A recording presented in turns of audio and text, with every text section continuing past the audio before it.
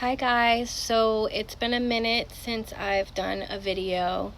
I've had a lot going on, and I needed to take time to process kind of before moving forward, but I wanted to kind of let you guys in on what I've been going through, and hopefully it can help someone or resonate with someone who is going through kind of the same thing.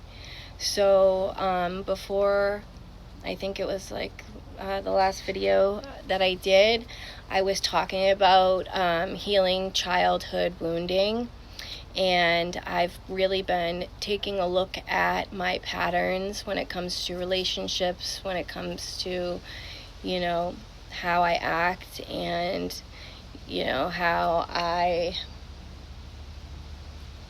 deal with situations.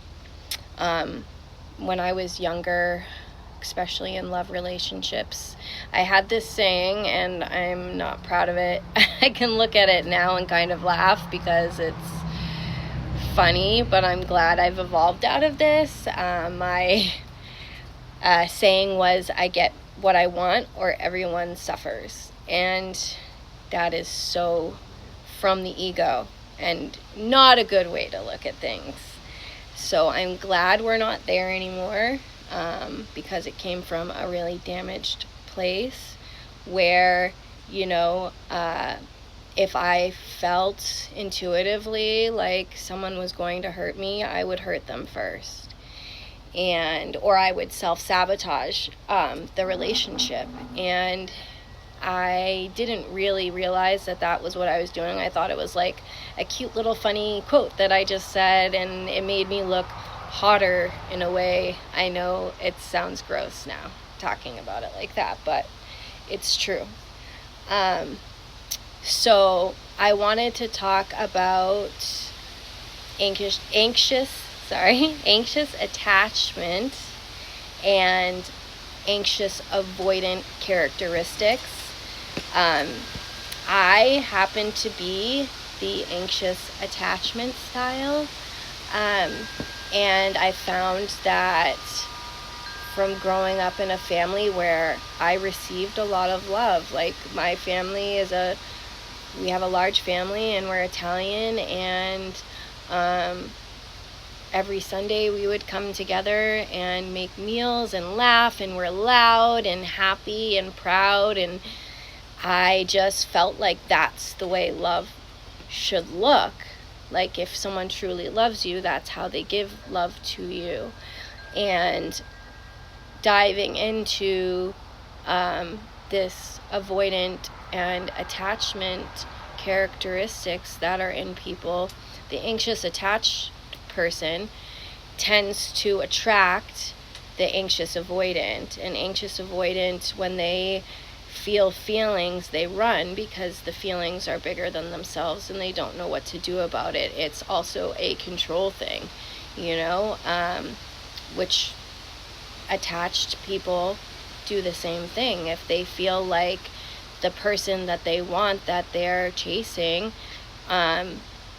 is trying to run, we tend to self-sabotage and be the one who broke it off first, when really it's a defense mechanism. It's something that we do so that we feel like we still have power in the relationship. And looking at that now, I have really, really worked on myself to try not to be that way. Also, I'm the type of person where I've always been this way. I have a big personality, but I am fragile. So, I am fragile. But where was I going with that? Oh, I'm the type of person that if I want something, if I like you, I'm coming for you. Like, that is just the way I am. I've always been that way. Like, you don't just sit back and wait to see what happens in Danielle's world. We are like, I like that, I want more. And I'm like that in every aspect, Sorry. in every aspect of that, not just in relationships with partners.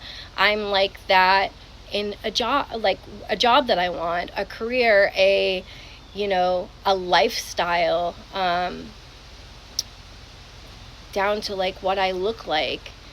I'm always evolving and always changing, and I feel like it can be an awesome thing, and it can also be a detriment, because for me, I'm chasing like the next best thing, and I'm a serial monogamist.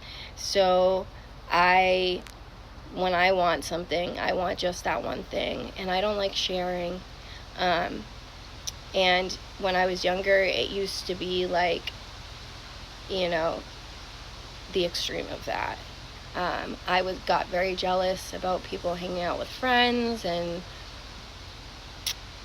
just, I needed the attention on me. And if it wasn't on me, there was something wrong. If you weren't always laughing in my presence, and I wasn't always putting a smile on your face, then I would automatically go to the worst case scenario. I mean, I can even remember a few months back, and Grammy, I think we talked about this, but we were going to go do something, and I had texted her, and she didn't answer me right back. And me, I am the type of person that always will answer right away, and that's just how I am. And so I would expect people to do the same thing. So even with my grandmother, I mean, she hadn't answered me back, and I'm like, she's mad at me. What did I do? She's obviously mad at me. I messed up somehow. And that wasn't what happened. You know what I mean? But my programming that has happened over the years from people, places, and things that I've surrounded myself with has made me second guess everything. So I'm constantly, or was constantly, having to be validated, or I felt like someone had lost interest, or like I said, I wasn't enough. I mean, I went from being a child who was kind of goofy looking to, and people picked on me a lot, to high school. I like blossomed overnight, and then I had to deal with a whole bunch of different problems where girls were jealous of me because I was pretty, and their boyfriend liked me, and whatever the heck else, all that like stupid crap. But I was constantly in the mode of having to defend myself, in survival mode, you know what I mean?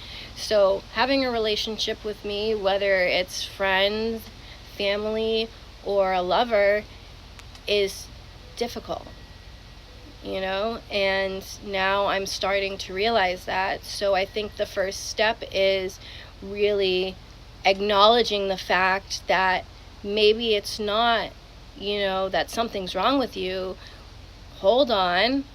Let's take a step back and think about this. Is this logical, or is this something you've made up in your head because of trauma?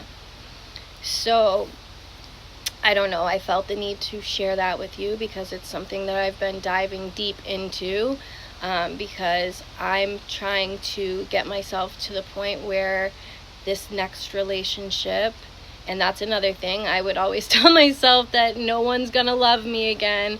This is the last relationship and you're screwed. So I'm trying to not do that anymore. I mean, I've had to do a lot of work, and I still, suffer with those obsessive thoughts. I'm probably gonna run out of time, so I'm gonna make this quick. If I could give you one piece of advice to help yourself have more compassion for yourself, love, and feel more confident, this is something that has worked for me. You need to do it.